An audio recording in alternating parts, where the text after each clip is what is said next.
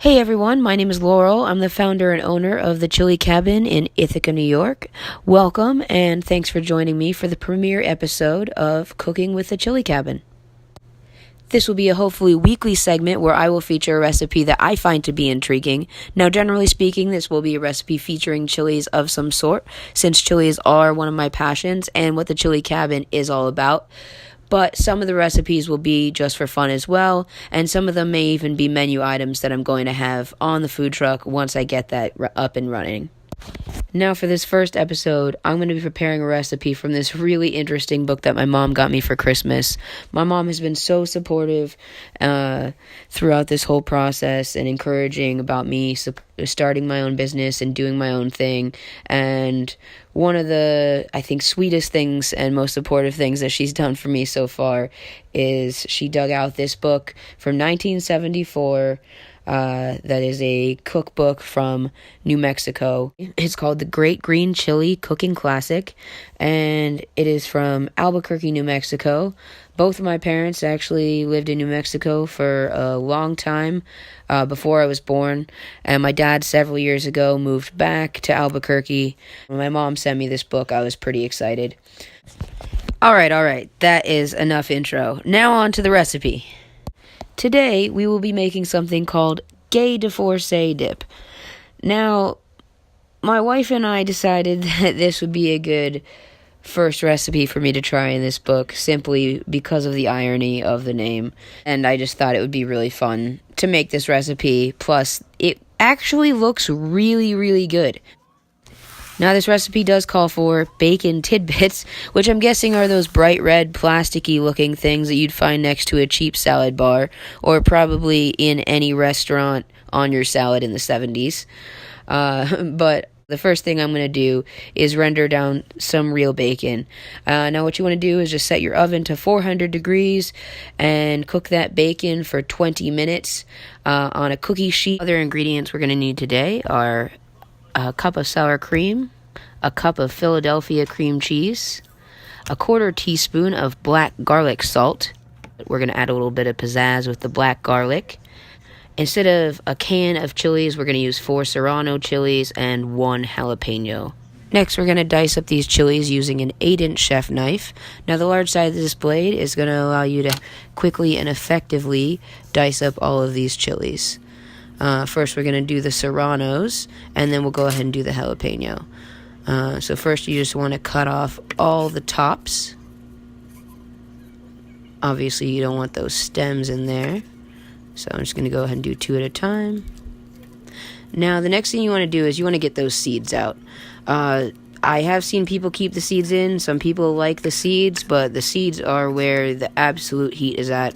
We're not trying to get quite that hot, and I personally don't like chewing on seeds, so we're going to go ahead and devein all of these chilies. Alright, now once you have all those serranos deveined, we're going to go ahead and devein the jalapeno as well.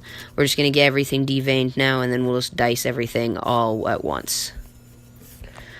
Alright, now that we've gotten all of those chilies deveined, I'm going to go ahead and cut up that jalapeno first. So what I'm going to do is I'm going to turn it so that the skin side is upwards, and I'm just going to start by slicing some really nice thin slices all the way across.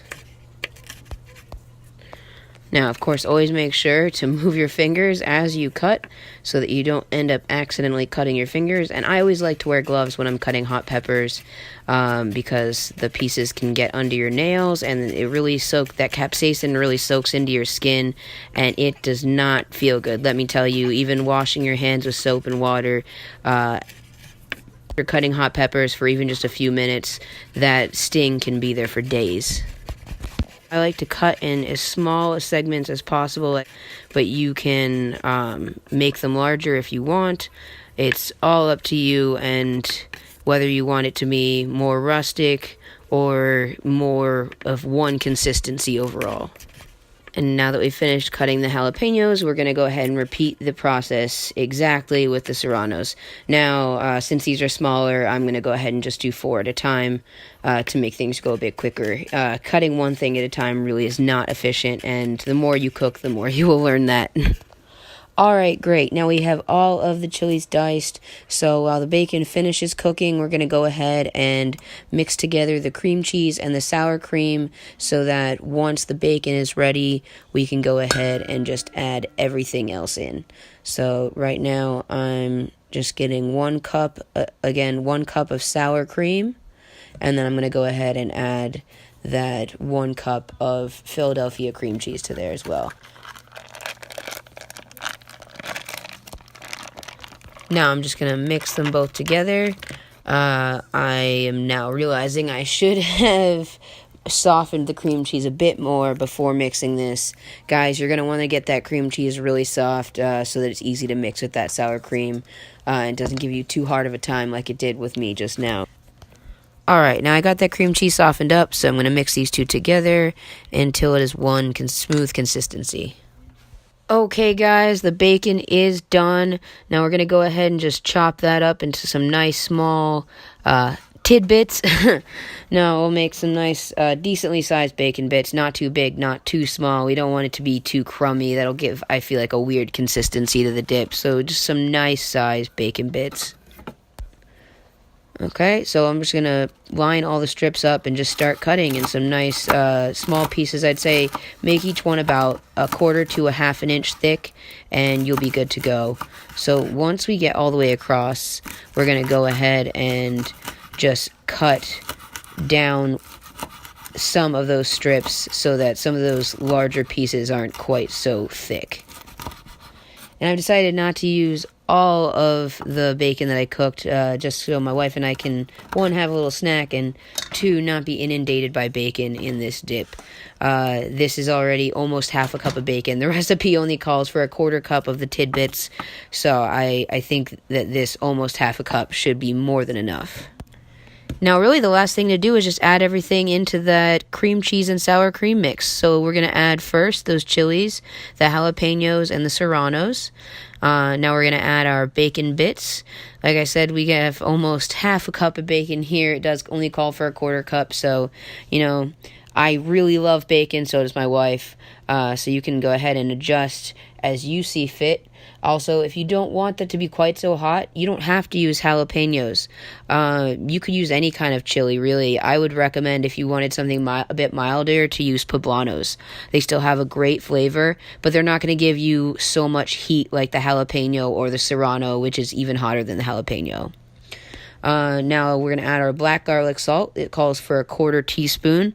I'm just going to give it a nice sprinkling over here across the top, and I think that should do us fine.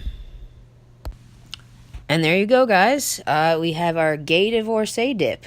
Now, the only thing you need to do now is you just want to stick it in the fridge. Just let everything cool down and let all the flavors meld together. Let those acids from the chilies sink in and permeate that sour cream and cream cheese mixture.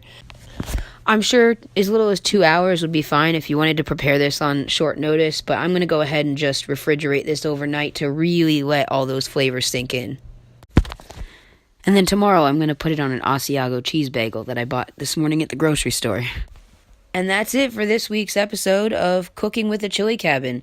Thank you so much for tuning in. If you're still watching this, and I really appreciate the view. If you like this content and you want to see more, please consider subscribing to my channel. Like I said, I will be posting videos weekly, either from this series or another series that I'm going to be trying to do where I talk about different types of chilies that are out there, their flavor profile, what they're used for, just giving you more information about chilies and about my passion and business. Anyway, go ahead, give this video a thumbs up if you liked it, and I can't wait to see you guys next week.